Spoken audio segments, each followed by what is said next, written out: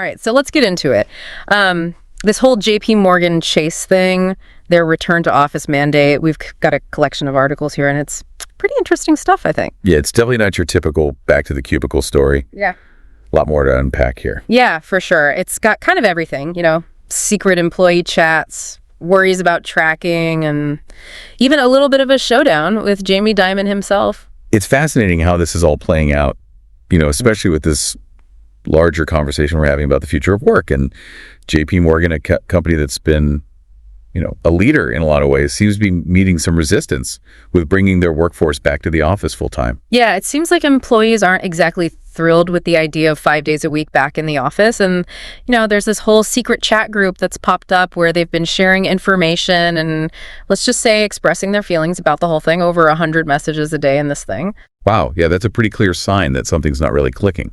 When employees feel like they need to go and create their own channels to communicate about company policies, it suggests a lack of trust in the official channels, Yeah, and then there's this whole thing about a leaked document that supposedly outlines disciplinary actions for employees who don't comply with the RTO mandate.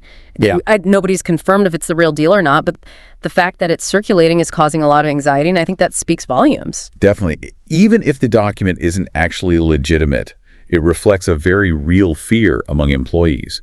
This taps into a much bigger issue of surveillance and monitoring in the workplace, which has become more and more relevant with technology. It's that Big Brother is watching you feeling right.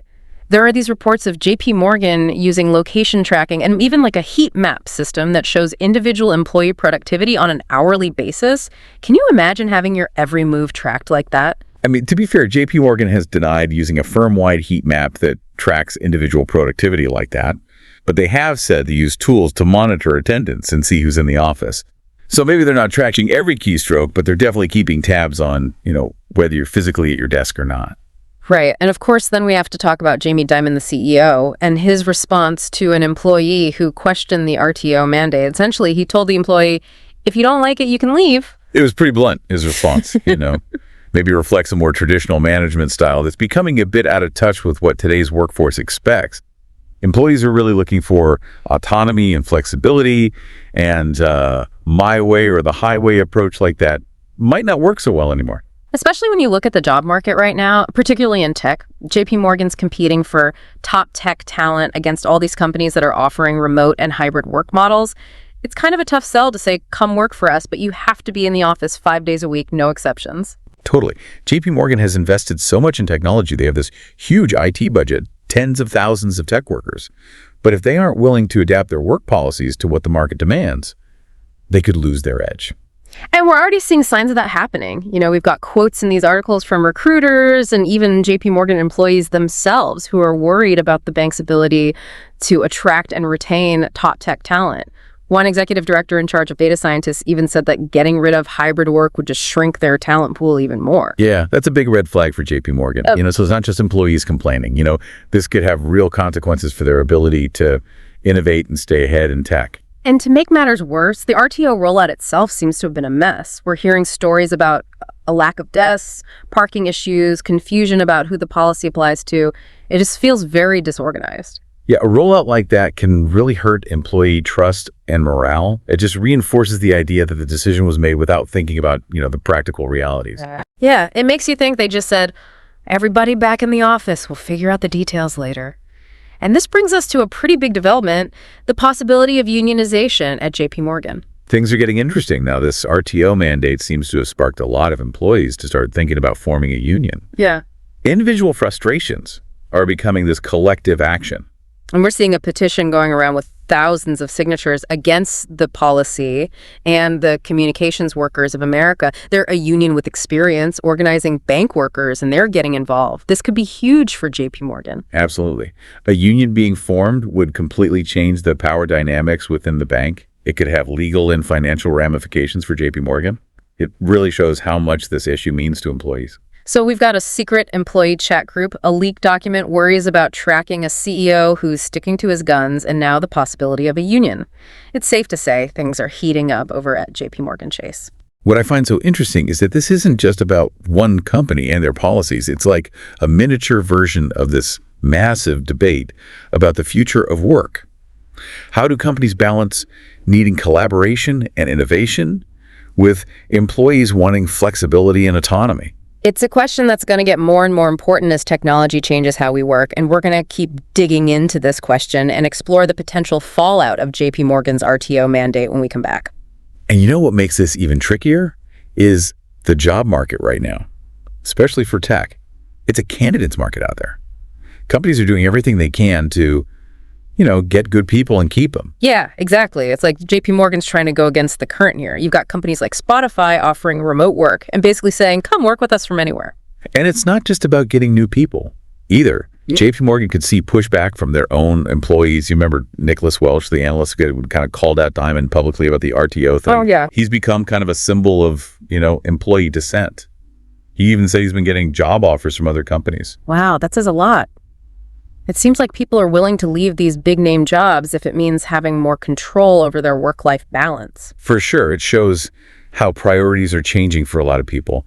Flexibility and autonomy. Yeah. They aren't just perks anymore. They're must-haves, and companies that are going to lose their best employees. We're seeing that reflected in what JPMorgan employees are saying, too. They're talking about tough commutes, lack of childcare support, feeling micromanaged when they're in the office all the time. Those are real problems. It's like the pandemic forced so many companies to go remote, and now employees just expect things to be different. Right. It makes you wonder if JPMorgan is stuck in the past. Like, they think being in the office equals productivity.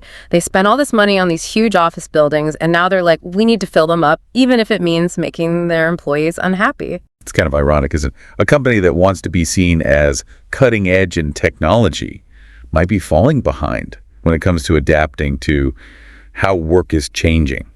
It makes you ask, is JPMorgan just missing the point here, or is there some bigger strategy we're not seeing? Is there something we're missing?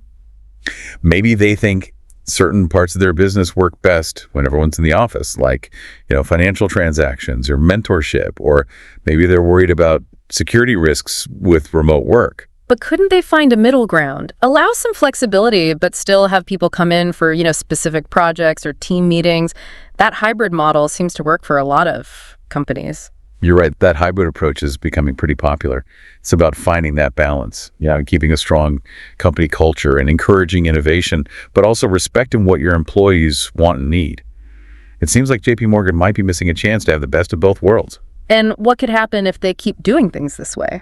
We talked about people leaving, but are there other risks they're facing? Well, one thing is morale. It's obviously taking a hit, and that can affect everything. Productivity, creativity, how happy people are at work. And not to mention the legal stuff. If they go too far with tracking employees, there are privacy issues, and employees are more aware of their rights these days. This whole thing is like a warning for companies trying to figure out the post-pandemic workplace. It shows how important it is to communicate clearly, get employees involved, and be willing to change with the times being flexible is so important now. It's really interesting to see this all happening. We don't know how JPMorgan's going to react to all of this or what will happen in the long run. But one thing's for sure, they've got some big decisions to make. And those decisions could affect more than just JPMorgan. This situation is part of this bigger debate about the future of work. How do we balance what businesses need with what employees want in a world where technology is changing the definition of work itself? It's the big question everyone's trying to answer. It's something we all need to think about, whether we're CEOs, managers, or employees. This JPMorgan situation is a good example of why it's important to be adaptable, transparent, and put people first. And that brings us back to you, the listener. What do you think about all of this? Do you think JPMorgan's doing the right thing, or are they stuck in the past? What's your own experience been with flexibility at work? These are all good things to think about as we try to figure out this new world of work. And speaking of new things, there's one more part of this JPMorgan story. We need to talk about something that could really change the company's culture and structure. We're talking about the possibility of a union at JPMorgan. This could shift the balance of power within the bank in a big way. We're going to explore that and wrap up our deep dive into the JPMorgan RTO story after a quick. Okay, so we've talked about how employees are reacting, the tech talent issue, and even Jamie Dimon's leadership style. But here's where things get really interesting. The possibility of JPMorgan Chase going union. Yeah, this isn't just, something people are talking about. There's real support from employees who feel like they're not being listened to. Right, it's like they're saying, if you won't listen to us one by one, maybe you'll listen if we all speak together. That petition against the RTO policy has over 1,700 signatures. and the Communications Workers of America. They've organized bank workers before, and they're helping JPMorgan employees figure out their options. So this isn't just a few people complaining. This is organized and could really change things at JPMorgan. Absolutely. If they form a union, it could affect everything at the bank, from salaries to how they do things. What about for JPMorgan itself? What happens if their employees unionize? Well, one thing is it could cost them more money.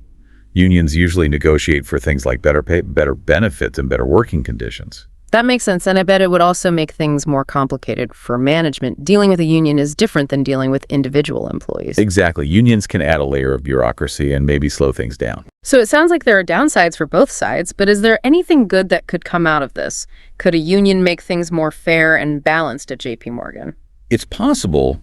Unions can give employees more power and a way to deal with problems. They can also push for policies that help everyone, not just a few people. It's interesting to think about what could happen in the future. Could this be a sign of things to come for other banks or even other industries? Could it start a bigger conversation about how much power employers and employees have? Those are good questions.